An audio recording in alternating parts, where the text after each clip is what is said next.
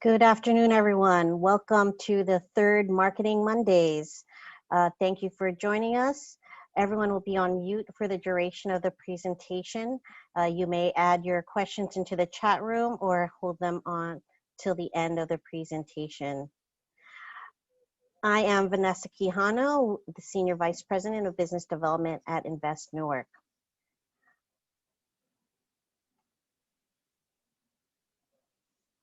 Here is our agenda for today. I'm going to do a short overview of our webinar today, and then go over Alignable and LinkedIn.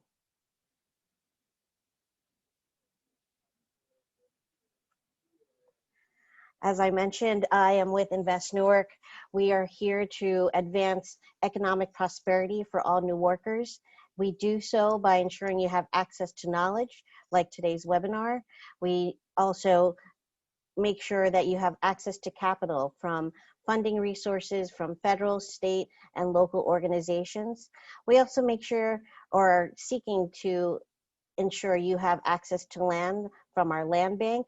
And then, of course, access to additional business opportunities from our procurement portals. So you have links to bids and RFPs or in our business directory. As I mentioned, we've been helping businesses through this COVID-19 pandemic. If you need additional funding or looking for additional resources, specifically also legal, you can send us an email at capitalconsulting@investnewark.org. Of course, I also want to remind you about our business directory. You can add your business to our directory so you can get found, and also to find other resources or services that you may need that are available to you from local businesses in Newark. With that, I want to start off by introducing Alignable to you. Alignable is a new, well, not so new, but it's a small business referral network. In this network, you'd be able to post your own profile, ask advice from other businesses, post your events and into their calendar, and also market and get referrals to other services and have your business referred to as well. As I mentioned, you can grow your network, get recommendations, and also if you respond on a timely manner, you'll get responses as well to help your own business. Now I'm going to go into the website. So hold on just a second. So here we are on Alignable's website on Invest Newark's profile. In the profile, you'll see that you can list what type of organization you are or business. And then you have a referral dashboard where you can find out who's referred you, who you've referred, how many people have visited your profile, the different impressions you've made. You also can specify who your ideal customer are. Who are the types of businesses or customers you're looking for, who you partner with, so you can share your referrals. All of this is free for you to post about your business. You can also list your About Us and the products you offer. You can also get recommendations. Recommendations is a great way for people to see that you are a valuable business and have valuable products and services. Now, as I mentioned, this is a company profile, so you can add other users or add your team.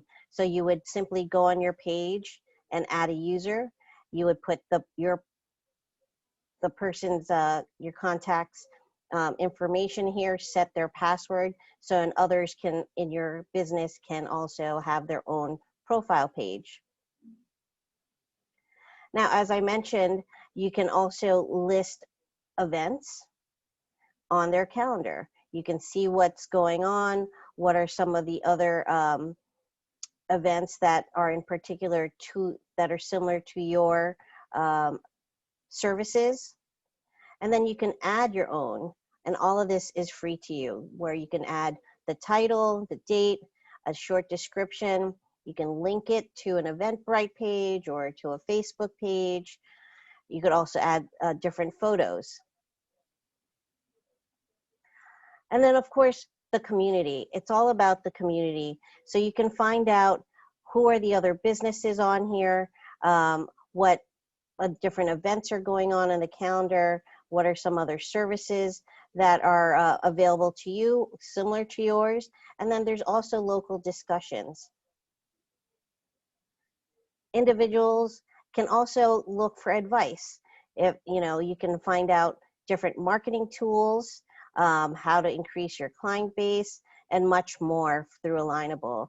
I've used Alignable in not only here in Newark, but also in my previous role in another municipality.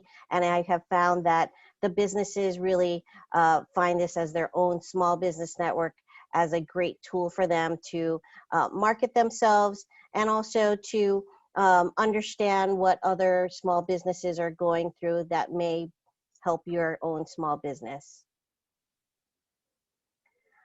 Again, you can also exchange messages about particular programs that you're doing. So, definitely look to using Alignable to heighten your profile for your business, and also, as you can see, you can add promotions, see who else of your contacts are on here, and also get answers from other business owners relating to any issues you may have.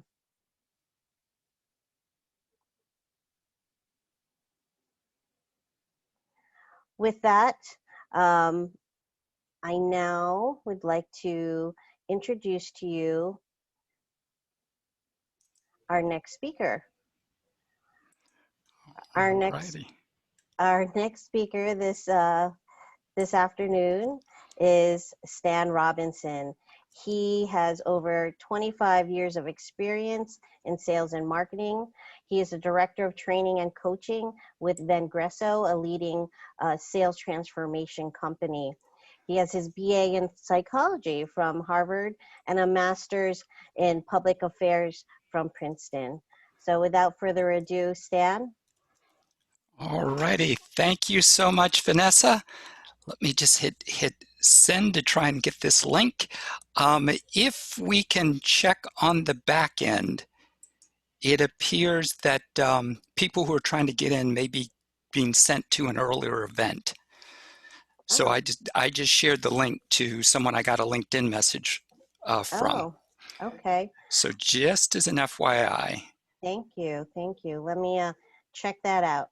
Yep, okay. And I'm going to share my screen now, and we'll talk a little bit about LinkedIn. So we talk about LinkedIn as being one of the social media tools family, part of the family of social media tools. And people tend to lump LinkedIn in with Facebook and Instagram and Twitter and now TikTok. We'll see what happens with that.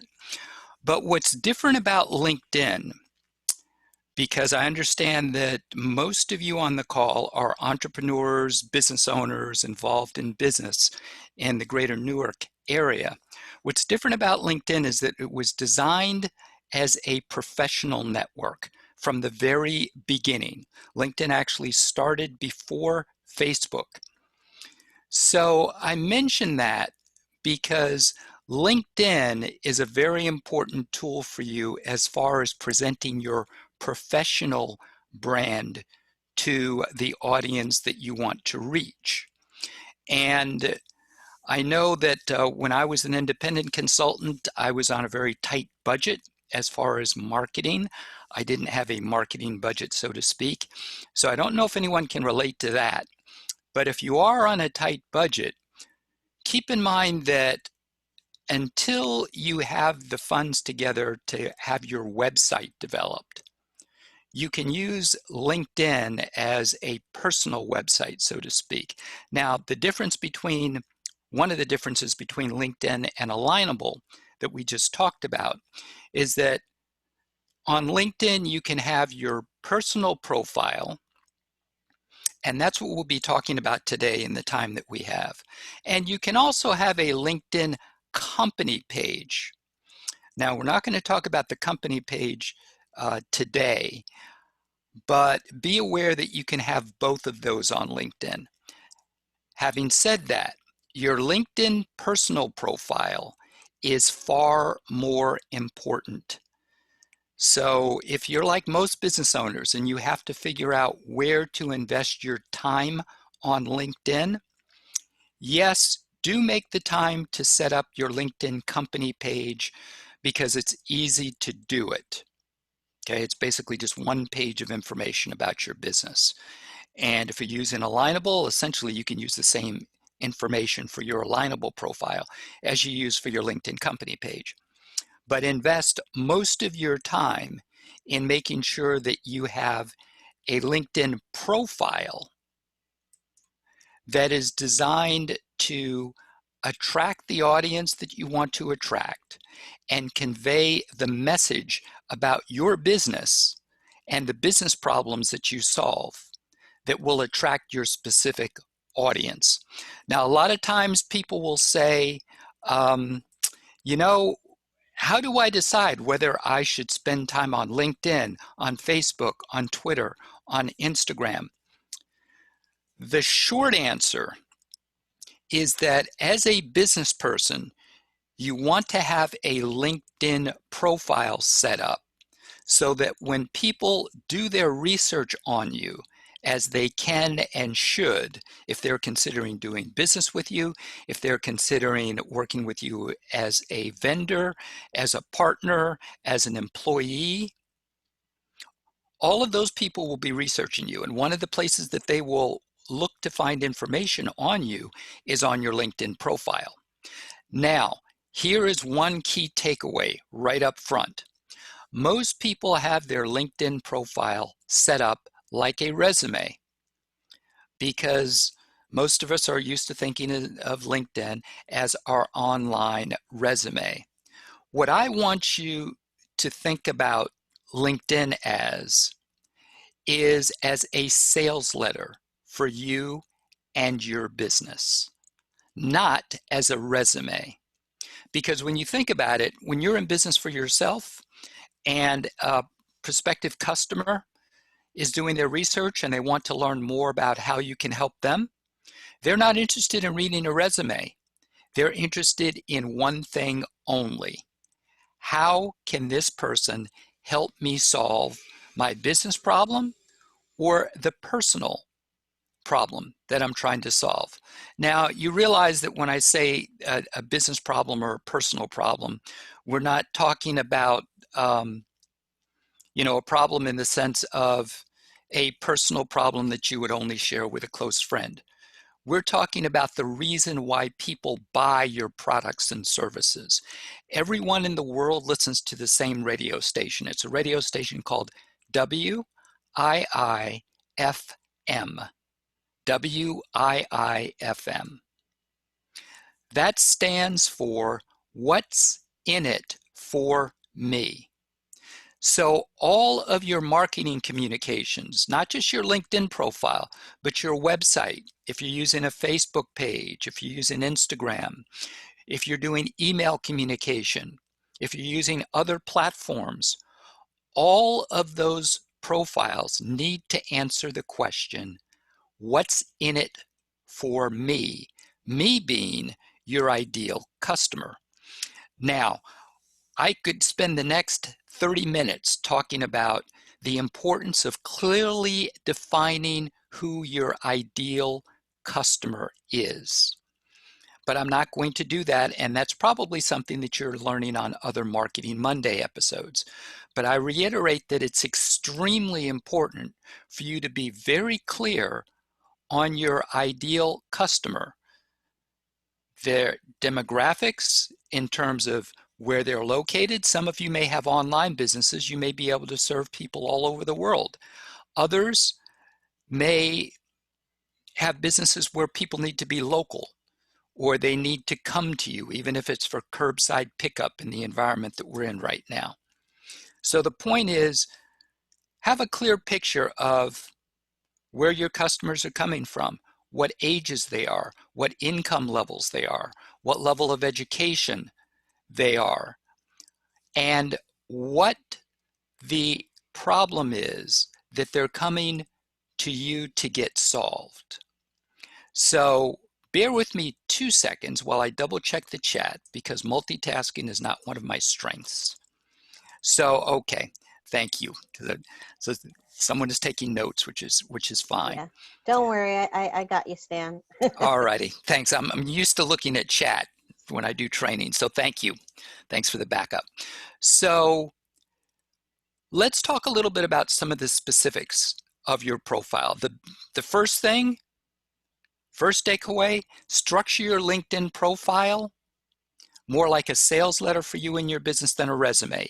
Your LinkedIn profile should not look like you are looking for a job. It should, however, tell a person who you help, how you help them, and what business problem you solve for them. Now, that business problem could be, I'm opening up a new business and I need to protect myself against potential lawsuits or other forms of liability. That's why people buy insurance. No one's interested in insurance. But they are interested in security, in protecting their business against a suit or something that they don't have the funds to handle. If you own, say, an accounting business and you're looking to attract people to that, well, your customers need your professional help. They need to make sure that their taxes are being done correctly. If you offer things like bookkeeping services, you can help them save time on their bookkeeping to make sure that they're correctly accounting for all of their expenses so that they can spend their time focusing on what really makes them money. So in terms of your profile, we're looking at mine now. You notice this big space here where we've got prove the ROI of your sales tools. This section right here is called your banner. It is worth using a service like Fiverr, if you're familiar with them, F-I-V-E, and I believe it's RR.com, or if you have someone who can do graphics for you. It's worth getting a graphic done so you can use this huge space here to help promote your business with a graphic. All right. Now, if you're graphically challenged like I am, see if you can have someone else do it. That's why I mentioned a service like Fiverr, which is very inexpensive, but you can have a nice looking banner done at a very affordable cost. The next thing is your photo. Now, here's the thing about your photo. Make sure that it's relatively current. Okay, not 15 years old, not a high school or college graduation picture. Such that if someone meets you on LinkedIn and then they later these days meet you on a Zoom call, because a lot of us aren't meeting in person, the LinkedIn photo and what they see on Zoom match. I need to update mine with a picture of me with glasses now. So the other thing about the photo, make sure you're looking straight into the camera, solid background. You see LinkedIn doesn't give you much space to work with. From the shoulders up, dress the way that you would normally dress when you're in front of a customer.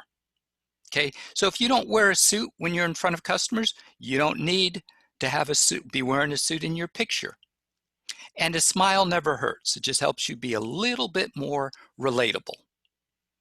Now, next, when visitors come to your profile, they're going to glance at your banner because it takes up so much space. That's why I took the time to mention this. They're going to look at your photo because we're visual and we all want to see who it is that we're dealing with. The next thing they're going to drop to, their eyes will drop to, is this section that I'm highlighting right here, which is called your professional headline. Now, LinkedIn recently expanded the number of characters that you have available to you in this headline. It used to be 120 characters, and they've expanded it to right at about 220 characters, which is more than enough. Now, if you look at my headline, you can tell exactly who I help, how I help them. You know that I help sales teams, and what do I help them do? Well, I help them create more sales conversations. People don't have to guess. So if you're not interested in helping your sales team create more sales conversations, then we probably don't need to talk. Now, I said it that way because your headline should both give the right message to your intended audience, but if someone is not a prospect for you, they should be able to scan your headline, see, oh, Stan doesn't have a service that can help me right now, and keep it moving. That way you're not spending time with people who will never spend money with you. Now, the other thing about this is a lot of people say, well, should I put my title in here? And the quick answer is, if you are a principal in your company, if you're a founder, the president, if you're a VP level or above, then yes, it's worth spending the digital real estate, so to speak, in terms of characters, to put your title in your headline. However, if you are not a principal, if you're not a director, VP, founder, president, use this space, since it is limited, to explain to people who you help, how you help them, and what business problem you solve. Okay, they can scroll down your profile to see what your title is. Because when you think about it, most people who are going to buy your product, they don't care what your title is. They care what your product or service can do for them. Okay, and I hope that makes sense. I should have mentioned this before. Please drop your questions in chat as we go. So if you think of something, drop it in chat and we'll try to make sure that we come back and answer it before we're done here today. Because I want you to walk away with having at least the questions you came here with answered. Now, another thing that, another way to look at your headline, by the way, is for those of you who've developed a 30-second elevator pitch, if you've heard of that. Your goal with your headline on LinkedIn is to take your 30-second elevator pitch and condense it down into about 220 characters. Lastly, another way to look at your headline is that if someone were searching on Google for your product or service, what keywords would they type into Google to look for you? Those are keywords that you should include both in your headline as well as your about section, which we're going to come to in a minute, and throughout your entire profile. So your keywords, and one of the reasons it's important for you to think about what keywords your ideal buyer would search for if they were looking for you, is because you want to make sure that those keywords are filtered throughout your entire LinkedIn profile. What we're looking at right now is what's called the About section, also known as the summary. And I'm going to talk more about this in just a minute. But first, I want to touch on two other things. One of the other reasons that your LinkedIn profile is so important is that the search engines like Google love LinkedIn. And there are reasons for that that I won't go into. But here's one thing that I would suggest. Here's your second takeaway. First one was make sure that your LinkedIn profile is structured more like a sales letter for you and your business, not like a resume. Second thing is, if you haven't done so in the past 6 months, Google your own name. Google your own name and see what comes up. Now, this doesn't just relate to LinkedIn, although your LinkedIn profile should come up in the top 2 or 3 Google search results. This relates to your personal and professional brand as a whole.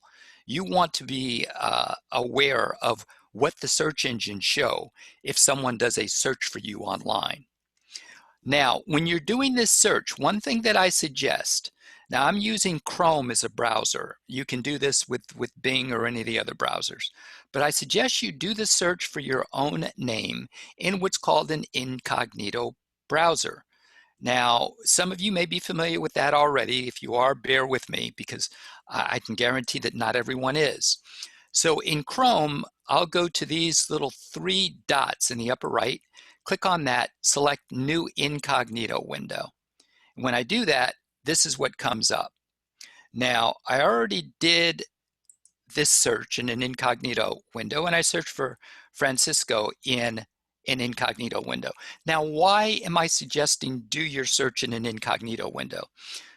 In short, because when you do it in an incognito window, your search results, what Google brings back, will not be influenced by your previous searches in Google.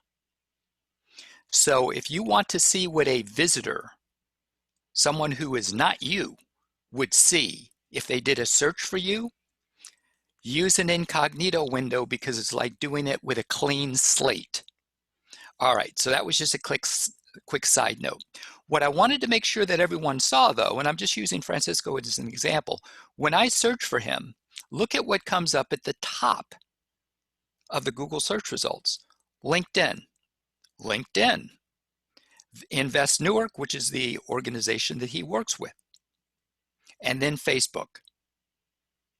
So just be aware of that. Take the time, search for your own name in an incognito window, see what comes up.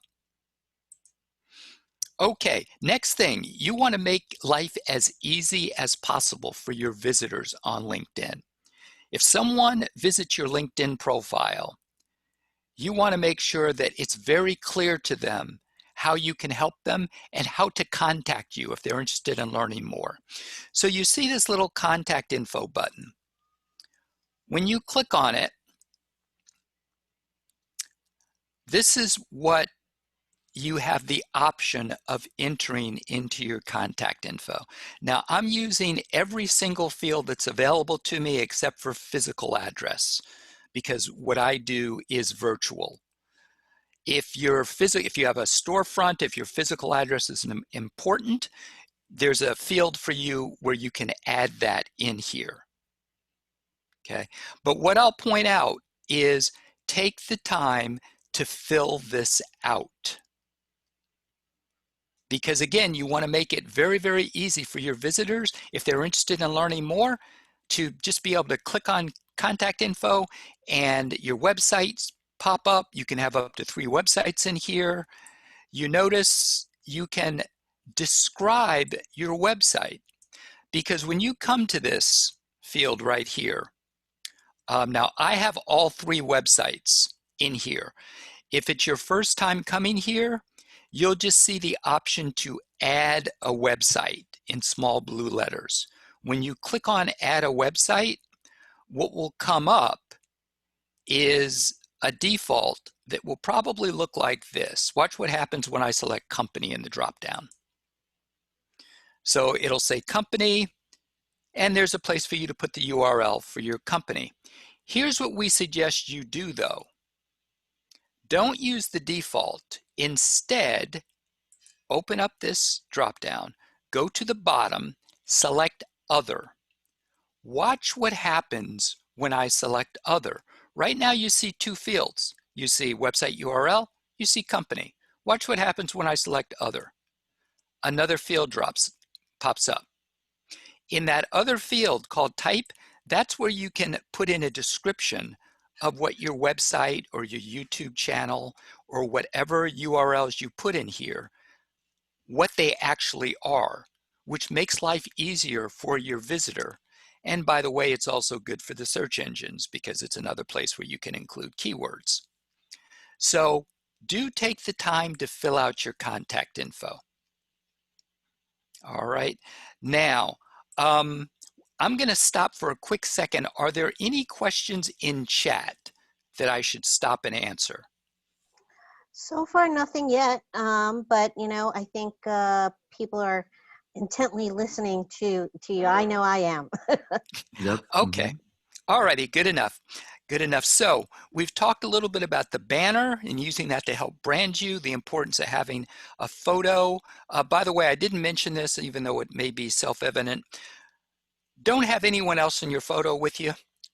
Please don't use selfies. Just have someone else take your photo because people can tell when you're using a selfie. And this is your professional brand. You want to do everything you can to make it look as professional as possible. Okay. Now, let's talk a little bit about your About section, and then we'll talk for a few minutes about networking strategy and a couple other things in the time we have left. So you notice when a visitor comes here, they see About and they see 2 or 3 lines here. The reason they don't see 3 lines is because I have a space here. And here's your goal with this section. Your first 2 to 3 lines need to act like an advertising headline. And the goal of this is to get the person to read more. Now, they do that by clicking on See More. And you see what happens when someone clicks See More, it opens up. Because in this section, you have about 2,000 characters of space in here. You got a lot of space. Here's what I suggest you talk about. And these will kind of sound a little bit familiar. Talk about who you help. Talk about how you help them. Talk about the value that you provide to them. Talk about what makes you different from your competition, if you're in a position to do that. And then if you want to add a little bit of personal information at the bottom, feel free to do that. Because when you do that, it makes you a little bit more human. People always want to know more about the person behind the profile, so to speak. And frankly, that's something that I need to do because mine is purely business oriented. But the point that I want to make sure everyone is aware of, because sometimes people will ask, well, should I include some personal information? If I love to travel, if you know, I'm a professional accountant, but I also am a really, really good chef. And that's something that I like to do in my off time. Put that in your About section. Now, my suggestion is put that personal information at the bottom of your About section. Don't lead with it because your potential buyers probably aren't interested in your hobbies, but it doesn't hurt to include them at the bottom of your About section. You notice that this About section has a lot of white space in it. The longest paragraph in here is no more than 3 sentences, and that's intentional. Now, why? Because people are lazy. And if they come to your About section and they see 2 or 3 dense paragraphs of 5 to 7 sentences per paragraph, what happens in the back of their mind is they automatically think, oh man, I don't have time to read all this. It's just too much. But you could take the same amount of characters, put space between them.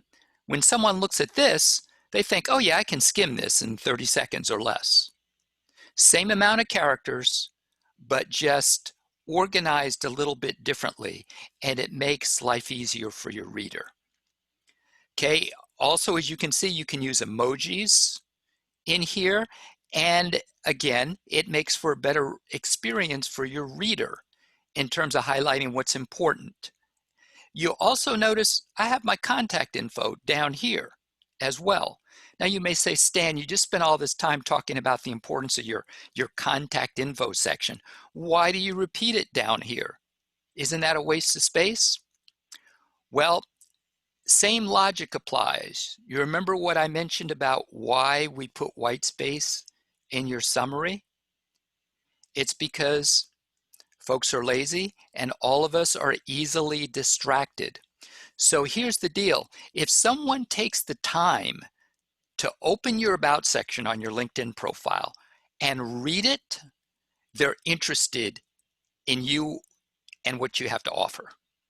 If they get that far in your profile, they're interested. They won't do it because they have time to kill and nothing better to do. So if someone reads this far, you want to make it really easy for them to pick up the phone and call you, or copy and paste your email address and shoot you a quick email.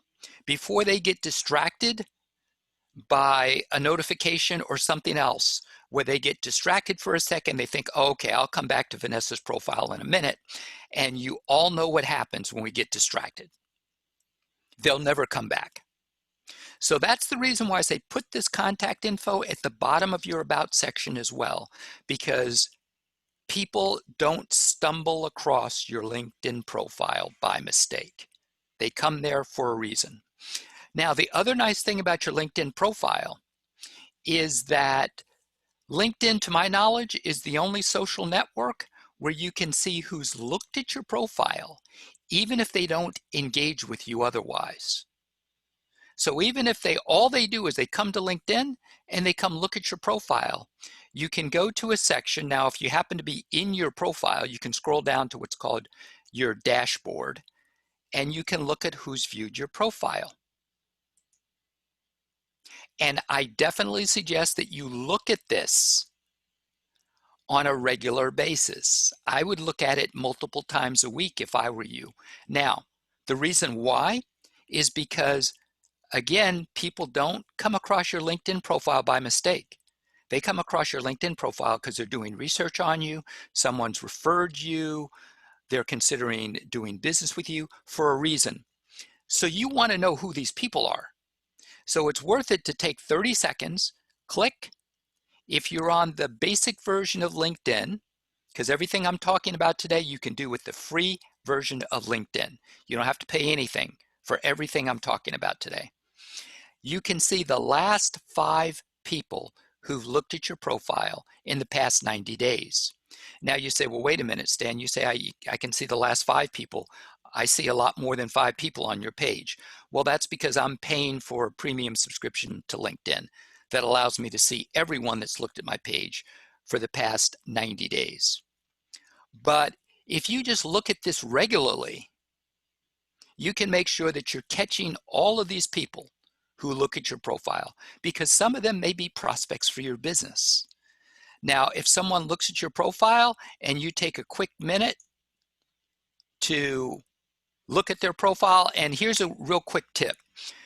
When you come to a list like this or any list on LinkedIn, rather than clicking on the person's name, which takes you away from the page that you're in, just right-click, open it in another tab. You can keep your search, look at their profile in another tab to see if it's someone that you want to connect with. Now, as it happens, Scott invited me to connect. But by looking at their headline, by taking a quick look at their About section, in 30 to 60 seconds, you can tell whether it's someone you want to connect with. And you may say, well, how do I know that? Use the exact same rules that you would use if you met someone in person, if you met them at once upon a time when we had Chamber of Commerce meetings or networking events. The same rules apply online that apply in person. If someone would make a good business contact for you, if you met them at a networking event, they'll make a good business contact for you on LinkedIn. Okay. Now, last thing I'll mention as far as your profile, and then we'll talk briefly about your networking strategy on LinkedIn. You'll notice now, as it happens, Scott isn't using this. Let me do a quick click because I think some of you guys are using these. Nope. Bear with me. And no. Okay. So here's something that all of you will want to do. And Vanessa, sorry, I thought we were already connected, but I'm glad you invited me. So here's something that everyone should do. I know you all with Invest Newark will have video content you can add. If you have video or PDF content or PowerPoint content, add that to your LinkedIn profile. Now, here's what I'm talking about. Let me come back to my profile, show you another way to get there. You see right down here where it says featured. You see these nice big thumbnail images? These are videos. And the way that you add these to your profile is coming to this featured section. Now, you may go to your LinkedIn profile and say, oh, wait, hold up, Stan. I don't see this featured section on my profile. If you don't see this on your profile, what you'll want to do is come up here to this blue Add Profile section. Click on it. Come right here to Featured. Now, when you're here, what you'll need to do is you'll need to add something in here. The easiest thing to start by adding, if you have any videos or any links, is just to add a link. So watch what happens. When I click on link right here, it's going to prompt me to add a link. So if you have YouTube videos, any other videos that you've made that you can link to that are relevant for your business and how you help people, drop them right in here. You can do the same thing with documents. So let me click on the plus. Let me show you what I'm talking about. These posts and articles refer to things that you've posted or written on LinkedIn, because you can also showcase those here. Media, as you can see, you have the option to upload photos, documents, presentations, etc. So take advantage of this capability, because you can see how this will make your profile stand out from other people because of these nice big thumbnail images. And it adds texture to your profile. So not everything is just text that people are reading. Right, so take advantage of that. Now, I'll wrap up with networking strategy. I mentioned earlier that the same networking rules apply to LinkedIn that would apply to you if you were meeting someone at a virtual networking event and you're trying to decide whether you want to connect with them, take their business card, give them your contact information. So a couple of tips on how to decide who to build your LinkedIn network with. I do suggest that you invite your friends and family to connect with you on LinkedIn, as well as people you've worked with in the past. So if you know them in real life, so to speak, invite them to connect on LinkedIn. Now, the only exception to that is the very few people that you have a concrete reason for not wanting to have a relationship with, for whatever reason that might be. Okay, but that should be a few people, shouldn't be a whole lot of people. Now, why do I suggest connecting with friends and family? Some people say, Stan, my uncle, my cousin, they will never buy from me. They're not a prospect for me. Why should I connect with them on LinkedIn?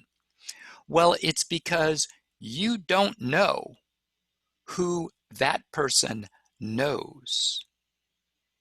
You don't know who that person knows. So your uncle, who would never buy your product, might know someone who would be an awesome prospect for you. But that would never come up in a conversation. However, when you're connected with someone on LinkedIn, you can, as long as they have their connections open, you can look and see who they are in turn connected with. And you can do searches on that. Now, I don't have time to go into details as far as exactly how to do that, but this, I believe, is being recorded so that what I'm doing right now, you'll be able to duplicate. Yes, Stan. On that note, good afternoon, everyone. This is Francisco here from Invest Newark. Just keeping a time check here. We're about to approach that 2:20 mark. So Stan, it's up to you if you wanted to go over a couple of things, or if we could open it up to a couple of questions. Definitely, let's do questions. Let's do questions. So, any questions? I'll let you lead me as far as how you want to handle them. Sure. Why don't you finish what you were talking about network, and everyone, if you'd like, you can put your questions into the chat room, or you can also raise your hand and we can allow you to address your question audibly. Okay, super. So the only thing that I was pointing out here is that unlike the address book on your smartphone or your email address book, yes, you can keep all of your contacts in those places, but you have no visibility into who your contacts are connected with. And that's one of the most powerful features of LinkedIn, is it shows you another layer of your professional network through the people that you are connected with. For those of you who, if any of you are in business to business and you're dealing with business buyers where there may be buying committees of more than one person, or if you're a professional and referrals are important to you, you can connect on LinkedIn with people that you have a good relationship with, and you can search their connections like I just did. So what I'm looking at right now are Vanessa's connections, and the only reason I can see that is because, number one, she has it open, and number two, because she and I are directly connected. If you are not directly connected on LinkedIn to someone, you cannot see this. What you can also do is you can further narrow this search down. Let me see if any of these people are in the Atlanta area.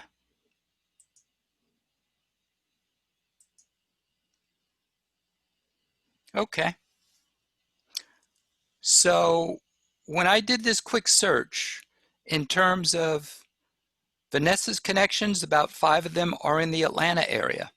So for some reason, I were interested in expanding into Atlanta, and I wanted to see if I could get some introductions to people.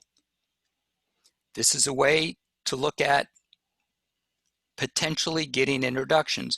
Now, is Vanessa necessarily going to know all of these people well enough to give you an introduction? No. Okay, I already know that without even asking her, because it's impossible to do that, especially once your LinkedIn network starts to get really large. But it is a great starting point, and it's worth the time to do this search. Now, let me see. I see that some things are coming into chat. Okay. Here's one question, and again, for everyone, in the last like 5 to 7 minutes that we have, because unfortunately I'm going to have to end right at 2:30 today. One question that we get a lot is, Stan, is it worth it for me to pay for a subscription to one of LinkedIn's paid services? The short answer is, unless you're in professional sales, or unless you're a professional recruiter in the sense of recruiting people for job positions, the answer is probably no. You can get a lot out of the free version of LinkedIn, far more than most people are using. So 9 times out of 10, no, you don't have to pay for a subscription to LinkedIn to be able to do what you need to do.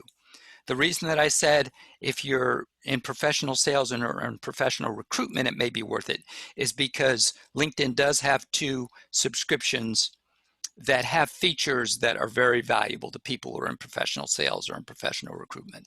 But as a business owner, I suggest that you max out what you can do with the free version of LinkedIn before you start thinking about spending money. Stan, I have a question. There was a time where you had to be very careful of when you posted on the LinkedIn.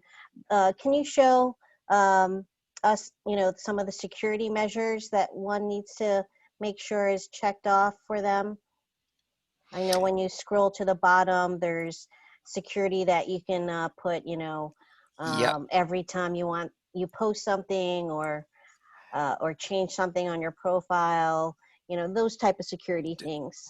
Okay. Yep. And there are a few things that you can do. So most of those you're going to find in privacy settings in privacy.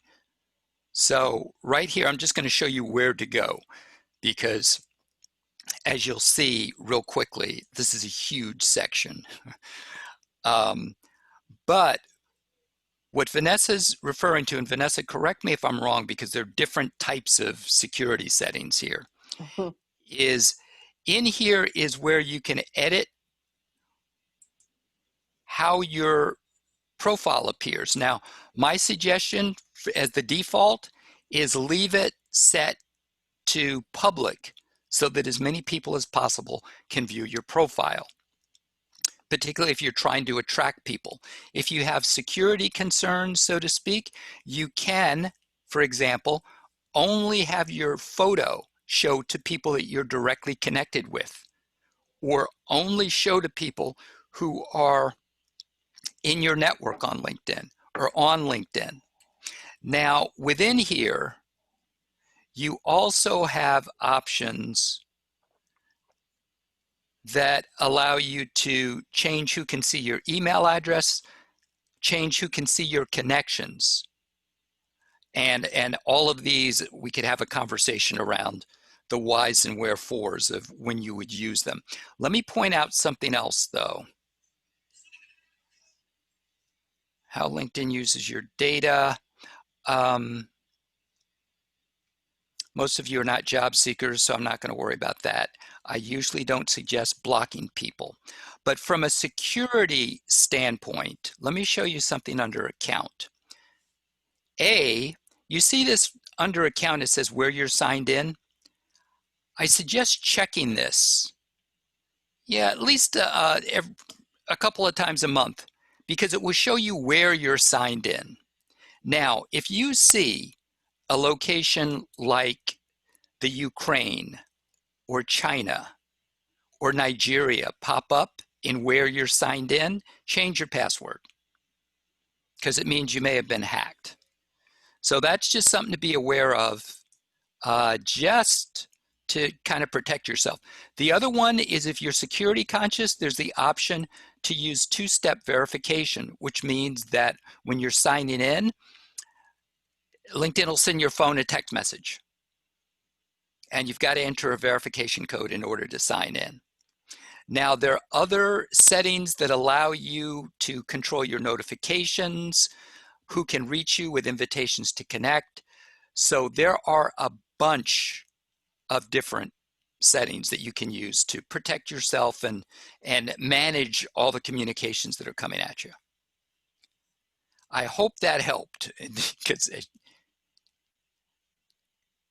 and I think you're muted, Vanessa. Thank you, Stan. It really is helpful. I think it's important for people to realize that as you're adding your profile and making things public, that you do have some ways of security to ensure your information, how it's being viewed, and how you can monitor how others are viewing it. I think with that, I know you have a quick stop, and I want to make sure that we give you that time. But thank you very much, Stan, for all of this information on LinkedIn, really using it as a sales letter, not as a resume, and how you can network on it. For those of you, unfortunately, the link was not the current one once we first started, but you can look for the recording of this webinar on our website or on Invest Newark's YouTube channel.